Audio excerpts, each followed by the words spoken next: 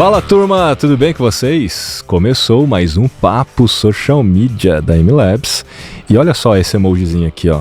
Tá aqui na câmera pra vocês. Pra quem tá escutando, um emojizinho de coração. Por quê?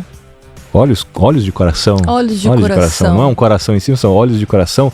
Porque hoje a gente vai falar sobre comunicação humanizada. Como que as marcas podem fazer com que a sua comunicação seja humanizada nas mídias sociais e fora delas também, né? Porque tem que ter consistência em todos os canais, em todos os pontos de contato.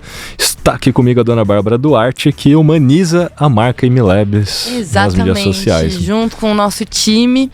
Rafa, eu adoro esse tema sobre conteúdo humanizado, mas eu acho que para quem não tá tão familiarizado, ou até já ouviu esse termo, tem alguma definição que você gosta de usar para explicar mesmo, assim, de fato, o que é você humanizar minha comunicação, minha marca? É eu ter um avatar? É eu aparecer? Como que eu torno uma marca humana? Mais fácil de fazer isso é entendendo, fazendo, na verdade, uma simulação. Se a sua marca fosse uma pessoa, como ela seria?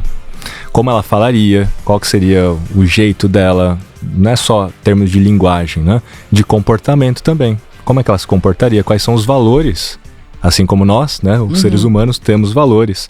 E quais são os valores dessa marca? Que, obviamente, nesse caso, tem que ter a ver com os valores da própria empresa. Não dá para desassociar as coisas. Mas o fato é esse. Se você fosse uma pessoa, como é que você seria enquanto marca? E aí fica mais fácil fazer esse exercício, fazer essa simulação, se você achar uma pessoa famosa que se assemelharia a essa sua brand persona. Então, se a minha marca fosse uma pessoa, minha marca seria, sei lá, como é que chama lá? Gisele Bündchen, ou, sei lá, fala o nome de um homem aí. Cauã Raymond? Cauã, sei lá. Então, no caso de uma Gisele, né? Minha marca seria a Gisele, mas por quê? Não, porque a Gisele tem esses valores que são parecidos com esses valores da minha marca. Eu não sei se a Gisele, por exemplo, a Gisele é uma pessoa que defende muita sustentabilidade, saudabilidade, não é isso? Se a sua marca também vai por esse caminho, pode ser que tenha um match bacana. Eu tenho outro lá, como é que chama aquele ator também que faz os filmes de Hollywood lá, brasileiro? Rodrigo Santoro? Rodrigo Santoro. Então eu vou dar um exemplo aqui do Rodrigo Santoro, por quê? Porque esse é um exemplo real. A gente lá na época da Focus Networks, que a gente tinha ali a agência, a gente fazia os planejamentos para as marcas, no caso especial da Gold Adoçantes, a gente pensou assim, se a marca Gold Adoçantes fosse uma pessoa, ela seria o Rodrigo Santoro. Por quê? Aí tem todos os trejeitos e as características e os valores ali daquela pessoa para a marca. A gente pegou e viu como que ele falava nas mídias sociais sobre alimentação, sobre coisas premium, sobre a vida, né? Que eram assuntos pertinentes à própria marca. Então, no território da marca, né? No território da marca. E a gente viu que ele não usava tanta vírgula assim, ele usava mais pontos finais e deixava sempre nas frases dele uma reflexão. Ele nunca afirmava um negócio e ponto, acabou, né? Não, ele deixava ali uma frase, um ponto final, mas fazia você pensar sobre a vida, fazia você pensar sobre as coisas, e assim a gente começou a adaptar a linguagem da Gold Adoçantes por conta disso. Não que a gente usaria o Rodrigo como garoto propaganda, mas no exercício e na simulação fica muito mais fácil você imaginar através de um famoso ou uma famosa, porque é mais fácil, né? Todo mundo conhece, você parte de um princípio. Bom, então a gente falou aqui primeiro de linguagem, mas a relação de comportamento, né? Comportamento também é muito importante. Quando acontecer uma situação onde alguém for falar mal da sua marca, como é que você se comporta? Numa situação que alguém fala bem da sua marca, como é que você se comporta? Então você tem que simular também as situações, até mesmo para prever o que você vai fazer no dia a dia, né? Ou numa situação que acontece, sei lá, alguma coisa importante ali dentro desses outros territórios de marca, né? Que nem, acontece alguma coisa muito importante no mundo fitness e saudável, por exemplo. Sua marca vai se posicionar em relação a isso? Agora, quando eu digo se posicionar, né? Criar conteúdo e etc. Não necessariamente defender alguma causa ou não. Sim. Mas eu acho que até mesmo pensando, né? No repertório em da marca. E repertórios em geral, acho que tudo precisa ser avaliado, então, né? Se ela fosse uma pessoa, ela também assistiria a filmes, a séries, leria livros, teria os seus hobbies, seus interesses. Então, tem que levantar isso tudo. Mesmo que seja fictício, você vai ter que definir isso no tal do documento da brand persona. Então, quais são as séries e filmes que essa persona olharia e veria? Isso para que você possa entrar nesses assuntos. Não necessariamente para falar do filme, né? Mas supondo que saia uma nova temporada daquela série e tal, você pode tentar criar conexões daquilo com o seu negócio, assim como a gente vê algumas marcas que sabem fazer isso muito bem, né? Acabam fazendo. Então, muito rapidamente é isso. Se a sua marca fosse uma pessoa, como ela seria em todos os pontos de contato com o cliente, né? E não ter aquela relação fria, institucional, de que não é uma pessoa, é uma empresa, um monte de gente, aquela corporação, uma coisa fachada, né? Ou seja, tem uma barreira de comunicação entre o cliente e a empresa. Sim, e a empatia também é, assim, super importante, né, Rafa? Porque uma coisa que eu acho essencial, quando a gente fala em humanizar uma marca, não é só o documento ali de brand persona, não é só escolher uma brand persona ou pensar em, de repente, um avatar ou como eu vou expor, apresentar as pessoas que estão trabalhando ali na marca, se eu vou usar um influenciador ou não. Na minha percepção, é o conjunto de tudo. É desde a pauta de conteúdo que é pensada olhando ali para as dores e desejos da sua audiência, pensando o que é relevante para a sua audiência, obviamente fazendo match com o que é importante para a empresa também, né? Então, vou montar a pauta de conteúdo da MLabs, eu vou pensar em, por exemplo, quais são as funcionalidades da MLabs que eu vou falar naquela semana, naquela quinzena, mas não é porque eu vou falar sobre isso que eu vou deixar de falar sobre outras coisas, ou digo mais, né? Não é porque eu tenho esse tema que eu não posso tornar esse tema útil, né? Então, que dor que esse meu produto vai ajudar a resolver, ou como a minha marca, de alguma maneira, consegue se inserir ali no dia a dia e criar uma conexão verdadeira ali, né? Como se fosse, de fato, de pessoa para pessoa, né? E aí você diz assim, né? Descobrir quais são os pontos de dores, necessidades e desejos. Então, de um lado, a gente tem a brand persona. Se ela fosse uma pessoa, como ela seria, quais são os comportamentos, linguagem, tom de voz e etc. Dentre as características, a empatia é uma delas, que eu acho que daí é quase que premissa para todas as marcas, independente do arquétipo que a marca vai escolher. Ter empatia, nesse caso que a Bárbara está falando, é conhecer bem, então, a persona. Então, você tem a brand persona e você tem do outro lado a persona, que é, na verdade, é o seu cliente fictício ali, né? Uma forma de você criar o seu público-alvo. Tudo começa ali na persona, porque ele é mais qualitativo. Você descreve o seu cliente com base numa pessoa fictícia, você dá um nome e coloca ali os comportamentos, como é que é o dia dela, quais são os valores dela, que obviamente tem a ver com os valores da brand persona, quais são as dores, necessidades e desejos. A princípio, a persona, ela é feita por algum profissional, mas ela é feita daquilo que está na cabeça do dono da lojinha, do dono do negócio ou do profissional de marketing. Idealmente, você pode começar assim, com aquilo que você acha que é, mas o ideal mesmo é que você vá atrás dos seus melhores clientes, pelo menos os 3, 4, 5 melhores clientes, e vejam o que eles têm em comum, conversem com esses clientes e preencham o tal do mapa da empatia, que é uma das principais ferramentas para ter isso que você está falando. Então, o mapa da empatia, que depois vocês podem dar um Google aí, mapa da empatia, vocês vão ver aí, tem vários templates disso, onde você vai descobrir o que esses seus melhores clientes pensam, sentem, o que eles olham, o que eles ouvem, o que eles ouvem falar sobre a sua marca, ou seus concorrentes, ou o seu produto, ou o seu setor, quais são os outros influenciadores que eles seguem, quais são os canais, mas principalmente, aquilo que não pode acontecer e aquilo que eles querem que aconteçam, né? Quais são os objetivos, o que é sucesso para essa turma, né?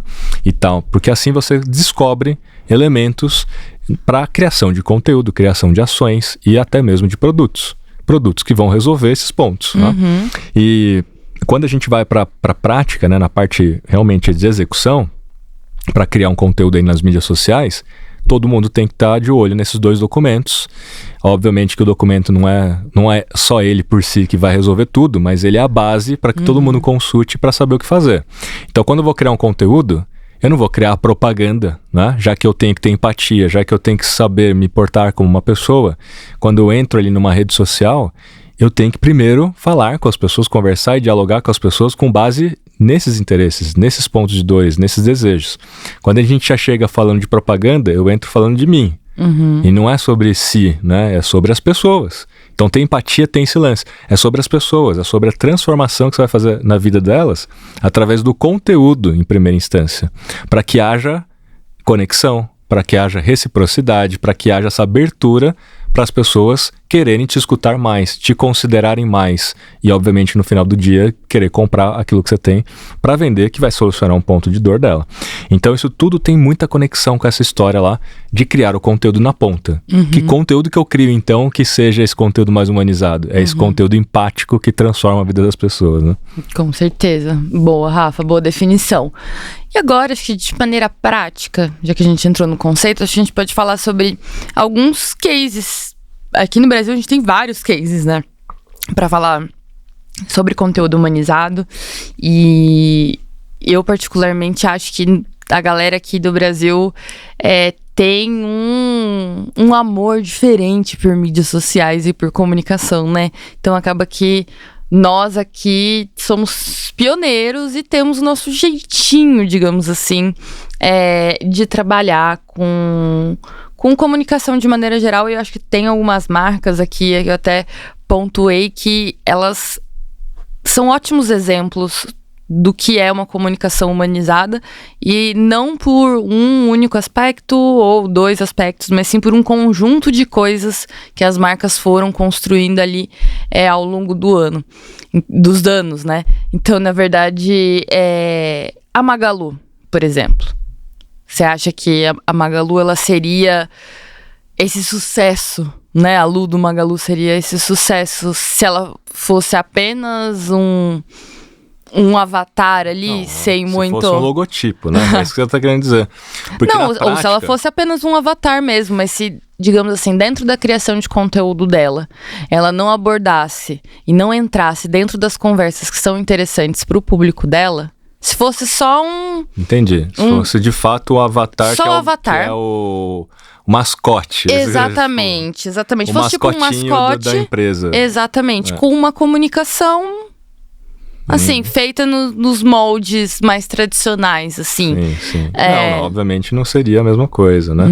Até me recordo bem na época do 7-1, que ela aparece no post chorando. Podia não lembrar disso, né, Rafa? Junto das pessoas. É que foi muito emblemático, né? Uma marca fazer um post como aquele.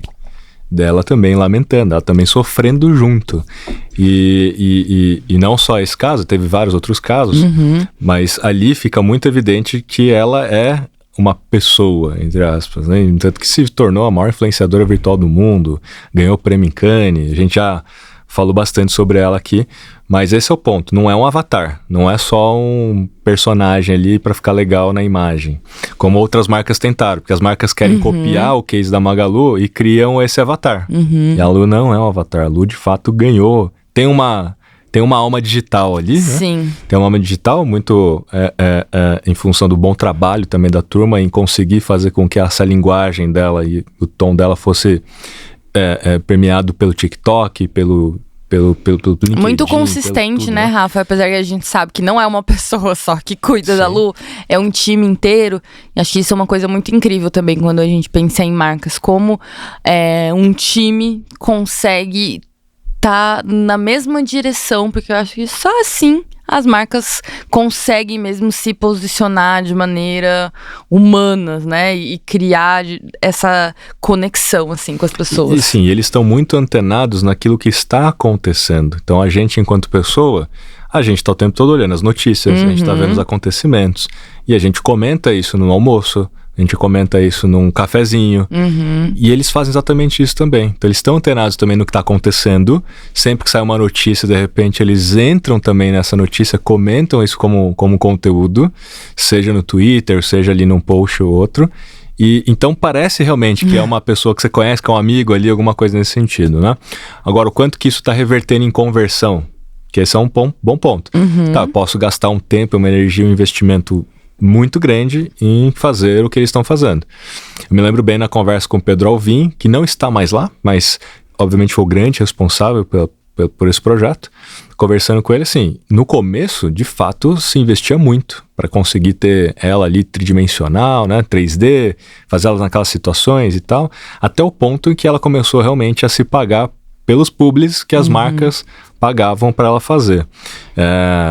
Então ela começou a se pagar pelas publis, mas a conversão de fato para Magalu, você acha que as pessoas compravam mais na Magalu por conta desse tipo de ação de humanização? A gente nunca chegou assim, que ele nunca abriu os números, né? Nunca abriram os números, mas a defesa é óbvio que você vai ter preferência em comprar de uma marca que tem muito mais empatia, que tem uma comunicação mais humanizada. Você vai lembrar, eu acho, mais das marcas. Uma marca que tá ali no teu dia a dia, sim, inserida num contexto que não é pra te vender nada, mas é ali, né? E de alguma forma tá ajudando alguma coisa na sociedade, né? Porque quando a gente fala também de humanização das marcas, é colocar qual é o papel das marcas também na sociedade, que não é só vender e ganhar dinheiro. Sim.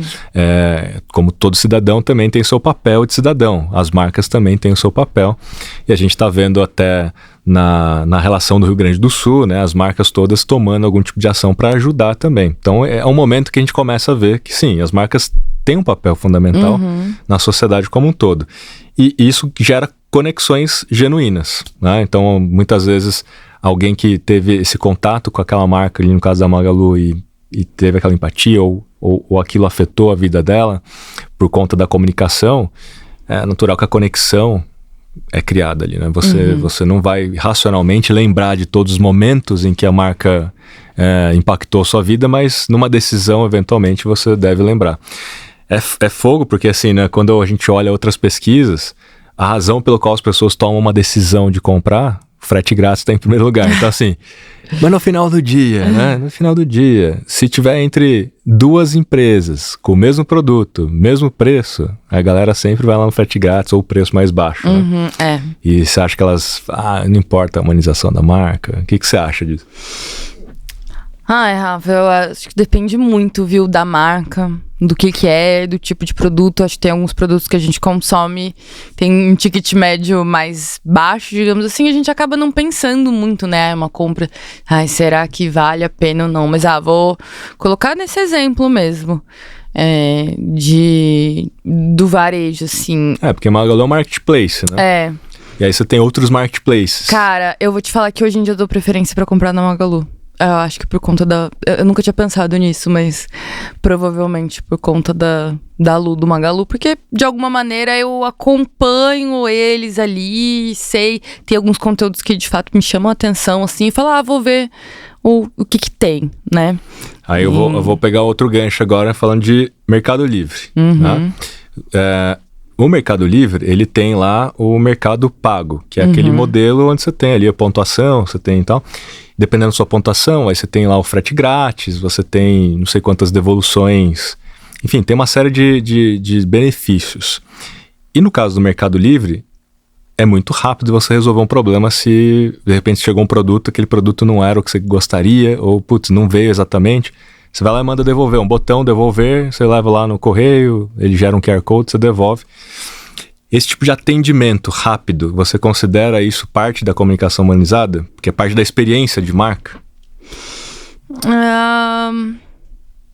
Não considero. Não acredito que... Acho que isso está muito mais linkado com o processo e talvez para que a marca tenha chegado a definir esse processo de não, tem que ser assim, com essa agilidade. Eu acho que isso faz parte da estratégia de humanização e talvez de entender que, aqui a gente tem que... Não adianta a gente colocar, por exemplo, uma pessoa real respondendo, porque no final do dia a experiência pode ser ruim. Aí, com base em dados, eles provavelmente devem ter tido essa análise, né? De, eu tenho tanto tempo de espera, tanto de satisfação. Então, eu acredito que seja uma estratégia que foge um pouquinho do que seria o todo da marca humanizada. E você? Porque assim, você pensando na empatia, você está mais do lado do cliente ou está mais do lado do vendedor, né? Então, nesse caso, eles estão mais do lado do cliente. Fala, cara, se teve um problema, tá aqui, rapidamente você resolve o problema. Eu, enquanto Mercado Livre, vou te ajudar, não se preocupe.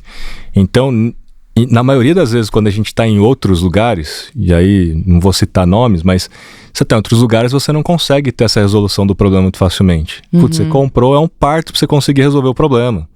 E parte do que a gente está falando de humanização, de empatia, cara, se coloca no lugar do outro.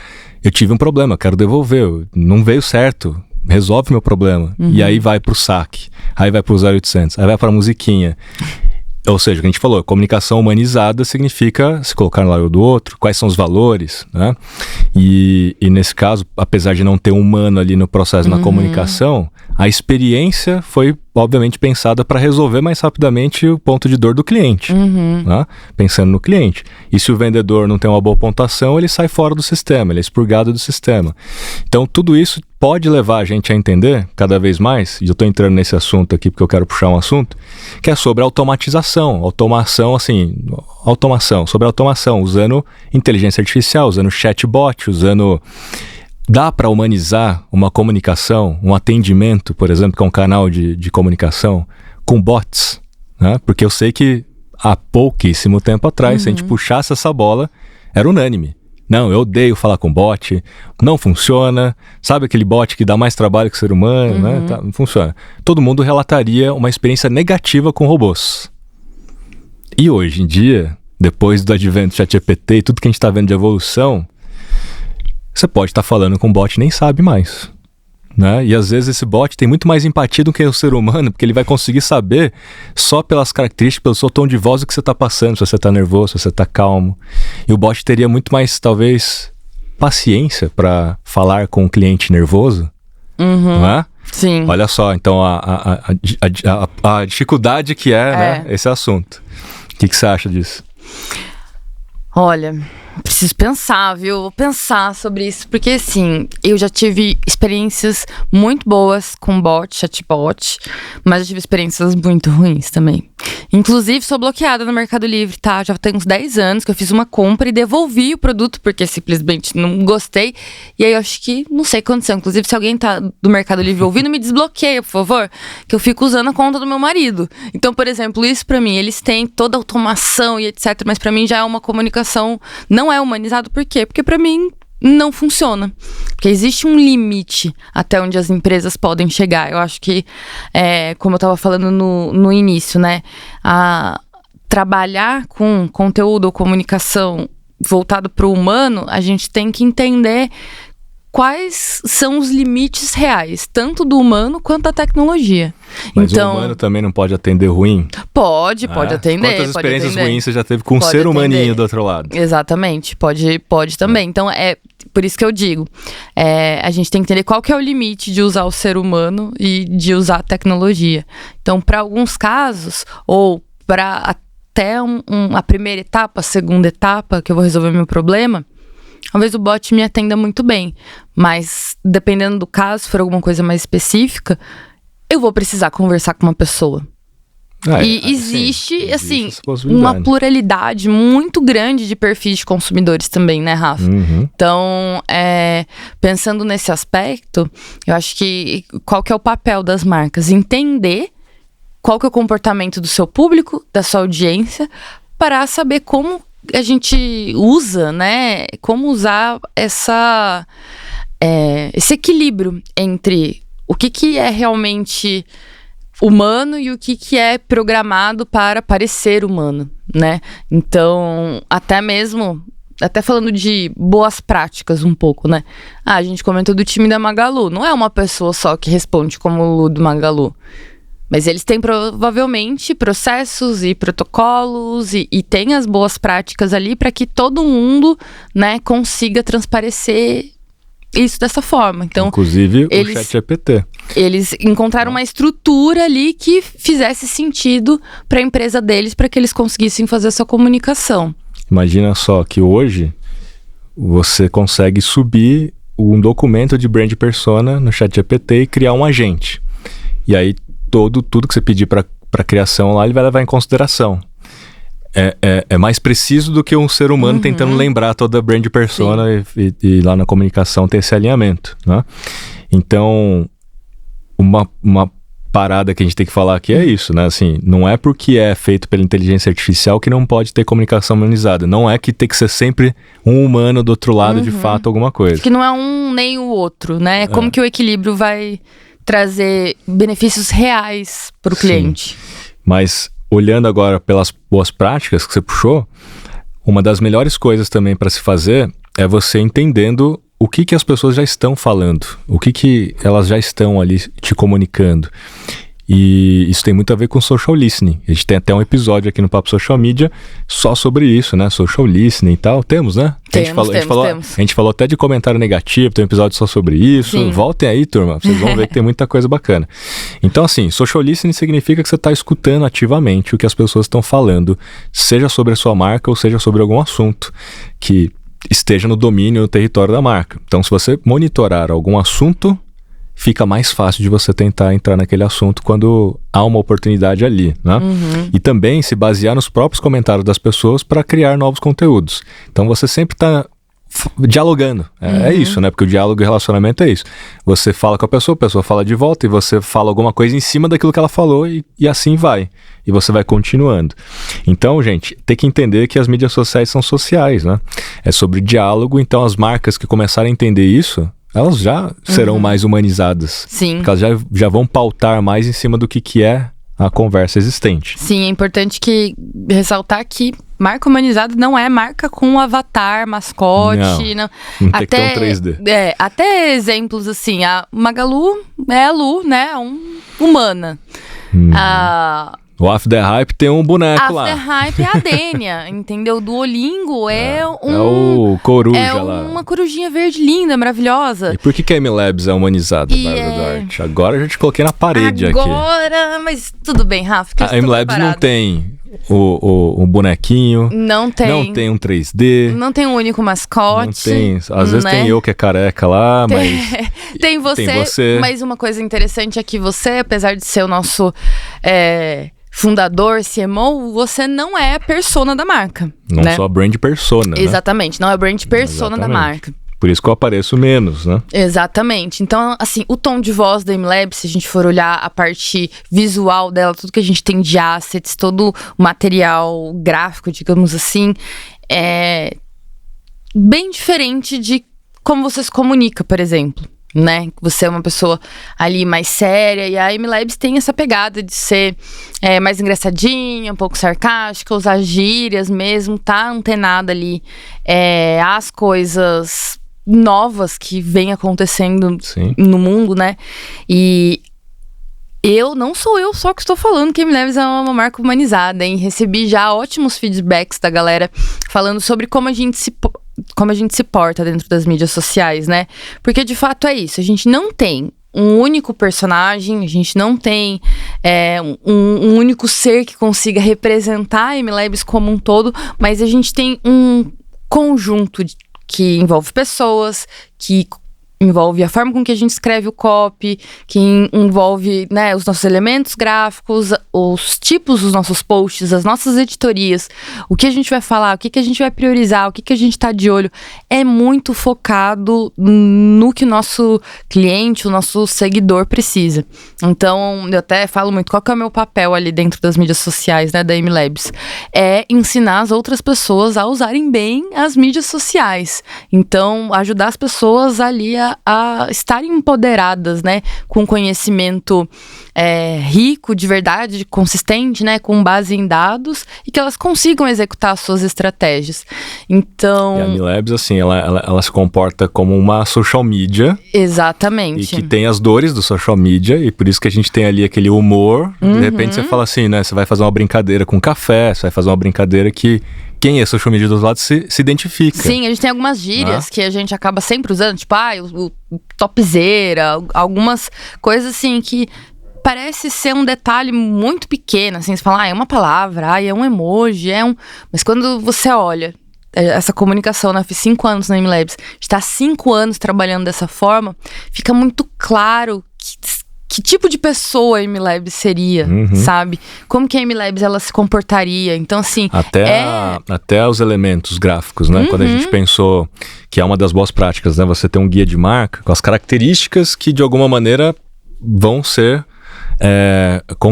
que vão dar a consistência necessária ao longo do processo. Então tem as mãozinhas. Sim. As mãozinhas todas que tem na MLabs, e a turma depois observe isso nos posts da MLabs, a gente tem mãozinha com diversidade, né? A gente tem mãozinha com diversidade, que de alguma maneira representa todos.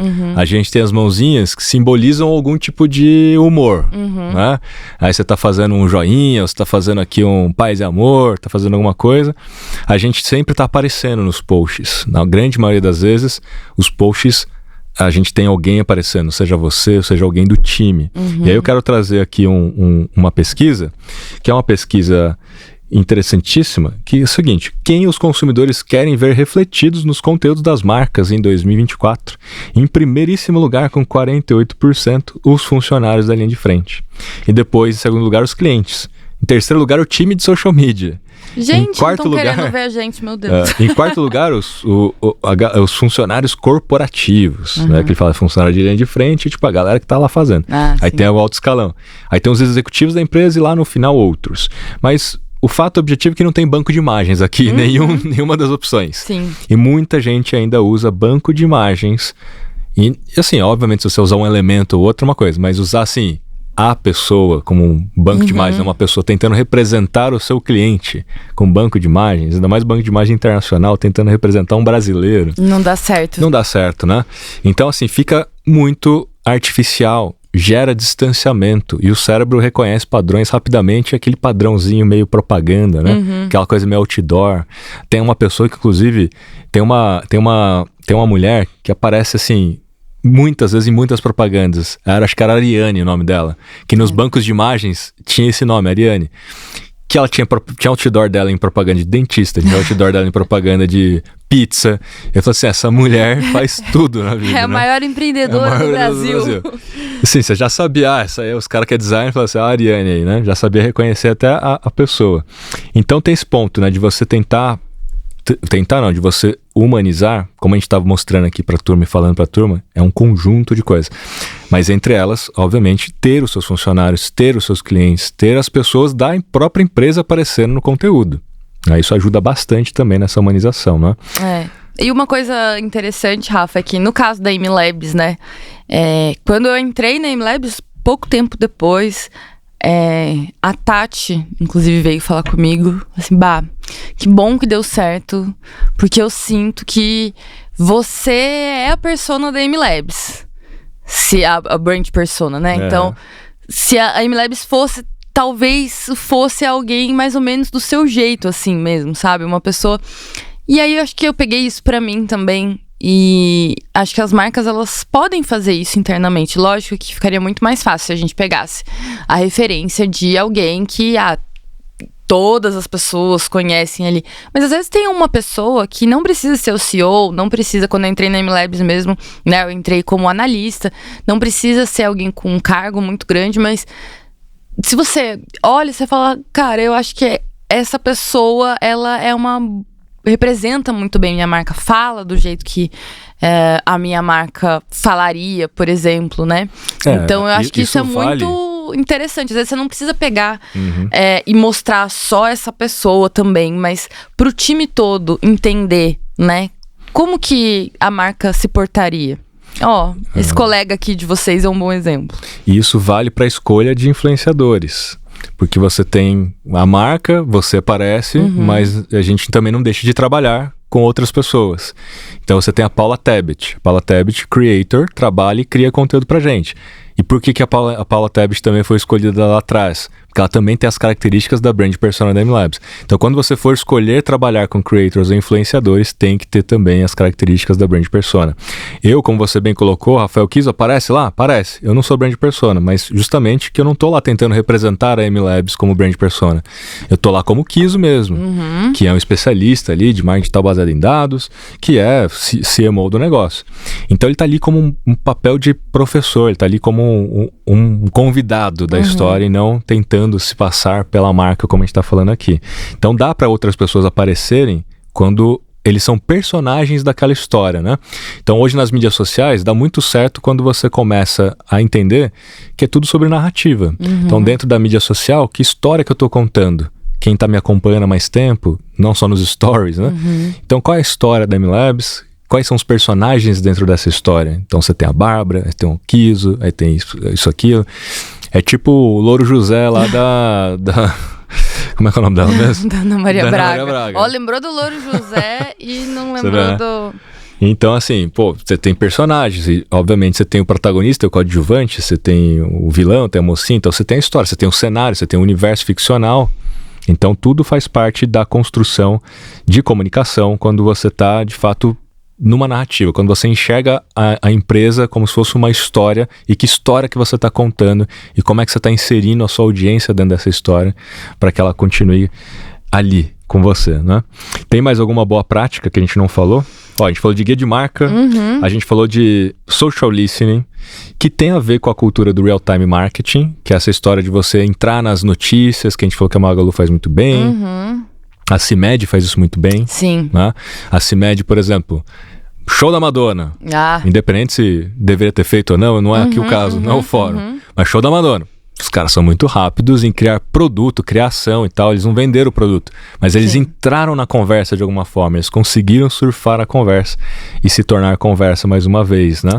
O social listening, eu em muitos momentos até olho um pouco separado, assim, para a prática de ter a rotina ali do real-time marketing, de você estar sempre de olho, porque apesar de você conseguir através de uma plataforma, né, de repente cadastrar aqueles termos e analisar e etc., ainda assim você precisa ter, assim, mínimo, você precisa escolher, tipo, quais termos, por exemplo, eu vou monitorar ali dentro do social listening, ou para onde que eu vou partir, de onde que eu dou o pontapé inicial, entendeu? Pra buscar. Senão vira loucura também, né? Muita coisa pra ver. Vira loucura. Só que quando a gente tem essa cultura de... Cara, se eu sei, por exemplo, que o público da MLabs é um público extremamente ligado à cultura pop, eu não preciso ter isso dentro do meu sistema pra monitorar o que acontece na cultura pop, porque senão, né? Pelo amor. Mas eu posso sim ter dentro do meu time ali... em algumas dailies durante a semana, perguntei, e aí, galera, tem alguma coisa que vocês viram, que vocês acham interessante? De repente uma série nova, o BBB vai lançar, como que vai ser? Então, trazer essas discussões para dentro do time, para, inclusive, fomentar ali, reforçar quais são as áreas de interesse ali que são importantes a galera ficar atenta. Então, às vezes tem um assunto que não é muito da preferência ali do profissional, mas é uma coisa importante ele estar ligado. Não que obrigatoriamente a marca vai ter que sempre se posicionar ou criar conteúdo em relação àquilo. Não é isso. Mas estar atento às movimentações ali do mercado, porque a partir dessas movimentações e tendências que são criadas as narrativas que nós, enquanto marcas, nós entramos. Então, assim, vai ficar muito mais difícil para mim se eu estiver lá no mundo da lua, olhando só para, por exemplo, só para o que só a galera do marketing fala, não vou olhar mais para nada do mundo externo. Quando acontecer alguma oportunidade em que eu possa me posicionar enquanto MLabs, ou alguém vai fazer um comentário com um meme que rolou na semana passada, por exemplo, se eu não entender e não for rápido para conseguir ter essa comunicação, fica mais difícil. Então, por isso que eu coloco até em pilares separados ali, tanto o social listening quanto essa cultura de olhar pro marketing em real time. E aí eu vou falar aqui o seguinte, né, que quando os próprios executivos estão criando conteúdo também nas mídias sociais, ou os heads, etc., ou ali o dono da lojinha, né, o dono do negócio ali criando conteúdo, é uma das melhores estratégias quando esse principal ali stakeholder, né, essa principal pessoa se torna o maior influenciador do seu próprio negócio. E a gente vê isso acontecendo na CIMED, né, com a própria Carla da CIMED, que é a vice-presidente, criando conteúdo todos os dias e sempre de forma intencional, criando conexões com a marca principal, né? Seja na cor do avatar dela, que é o amarelo CIMED, ela sempre aparece com o CIMED, tá lá na fábrica da CIMED. Então, assim, tá criando essa correlação. O Kiso com a MLabs, se vocês entrarem nos 2 perfis, vocês vão ver. Tipografia é a mesma, identidade visual é a mesma, né? Toda a parte visual é a mesma. E uma pesquisa fala o seguinte, que as marcas cujos seus líderes criam conteúdo são percebidas 23% mais positivas. Olha só. E isso por quê? Porque torna a marca mais transparente. Parece e é real, né? Que você tem uma conexão mais direta com o dono do negócio. Assim, cara, se eu tiver um problema aqui, eu posso falar com o Kiso. Isso também faz parte, na sua concepção, da humanização do negócio? Ter mais assim, como se fosse assim, ter mais transparência, você ter mais acesso às próprias pessoas da empresa do que aquela marca que você fala assim, sabe, o bancão lá, fala, não, nem sei com o que reclamar, aqui ficar ligando no saque lá, mandar uma carta, caixa postal. Sim. Rafa, pela minha percepção, sim, acho que isso é algo que encurta muito esse caminho de marca humanizada. Mas é um ponto, digamos assim, sensível, né? Porque, assim, não são todas as pessoas que estão dispostas a aparecer, né? Porque a partir do momento que você aparece, existe uma demanda ali que às vezes as pessoas vêm falar com você, ou não, nem tanto pela demanda, mas existe, por exemplo, as críticas ou os elogios, então não adianta você só aparecer, você tem que, eu sou show listening, né, o que a galera for falar sobre isso, sobre o que você tá fazendo, você tem que tomar como aprendizado também.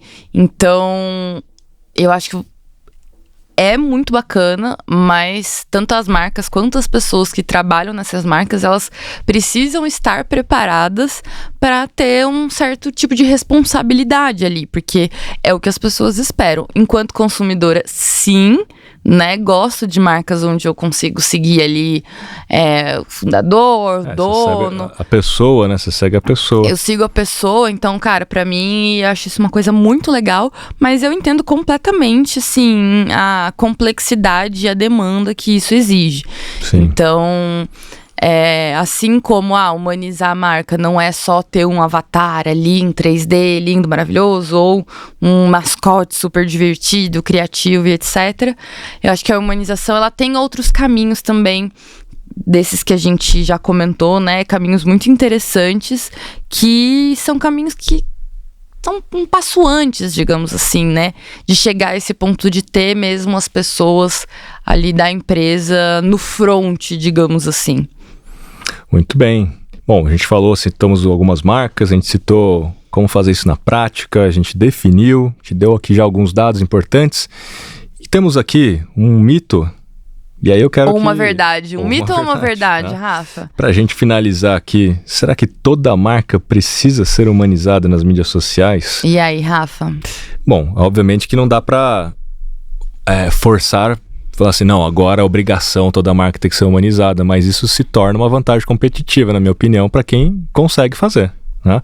A gente falou agora há pouco sobre isso, assim, provavelmente você vai ser mais lembrado, mais lembrada, vai ter a preferência de marca. Inicialmente, a gente sempre olha, até brinquei da coisa do frete grátis, né? Inicialmente a gente olha muito pelas decisões racionais de preço, de frete, etc., mas há pesquisas e pesquisas que mostram que, na prática mesmo, muitas das nossas decisões são emocionais, né? E principalmente para recompra, principalmente para continuar sendo cliente. Pode ser que na primeira vez você foi pela decisão mais racional, mas o que te mantém sendo cliente daquela marca tem muito mais a ver com o emocional do que com o racional. Então, até na nossa jornada Unbound, aqui que a gente sempre fala, você tem lá 5 passos. Na etapa da experiência própria, que é a pós-venda, é onde você deve elevar o nível de experiência com quem já é cliente para que ele continue sendo cliente. Inclusive, em termos de estratégia editorial, linha editorial, é ali o momento de você falar dos bastidores da empresa, é ali o momento de você falar dos projetos sociais da empresa, os valores da empresa, e não lá no começo, na etapa de descoberta, você vai fazer um stories do bastidor. mas a pessoa nunca nem ouviu falar da marca, não tem essa conexão ainda. Agora, quem já é cliente, na hora que você fala do projeto que você está fazendo, como é que você faz lá nos bastidores para melhorar a qualidade. Percebem valor. Aí tem muito mais valor, porque eu sou cliente, caramba, isso me interessa. Para quem não é cliente, não há interesse, então não tem atenção. Então, editorialmente falando, tem conteúdos específicos só para quem é cliente, para elevar o nível de consciência de quem já é cliente a continuar sendo cliente. Para ele ter essa preferência emocional. Ah, essa marca eu compactuo com os valores dela, porque ela tem isso, tem aquilo e tal, que é muito legal. Então, por mais que seja um pouquinho mais caro, eu não vou sair dela. Né? E aí você tem essa fidelidade muito mais pelo emocional do que pelo racional. Então eu acredito que nem toda marca precisa ser humanizada, mas é estratégico para aquelas que querem continuar por aí sobrevivendo. Pode ser uma vantagem competitiva enorme, né? Exatamente. A gente falou desses cases e é isso. Muito bem, senhoras e senhores. Veja aí, né? É um assunto complicadíssimo, é um assunto desafiador, porque não tem, assim, a regra, né, de como é que tem que ser, mas acho que hoje a gente deu para você um panorama e um contexto muito rico para você tentar fazer essa comunicação mais humanizada, entendendo que há algumas premissas aqui que a gente falou dos documentos e tudo, e lembrando, não é o documento em si que vai fazer isso, mas isso vai te dar as bases para que você comece a fazer uma comunicação mais humanizada. Coloque aí nos comentários quais outras marcas que vocês acreditam que estão fazendo um bom trabalho, e se você também está fazendo um bom trabalho, coloca aí nos comentários, porque a gente quer que outras pessoas vejam bons exemplos, cases. Boa. Coloca os cases aí, o que você acha que está sendo feito que é muito bom para a gente ver também e para todo mundo ver também, para que todo mundo se alimente aí dessas referências. Muito obrigado, até o próximo episódio. Valeu!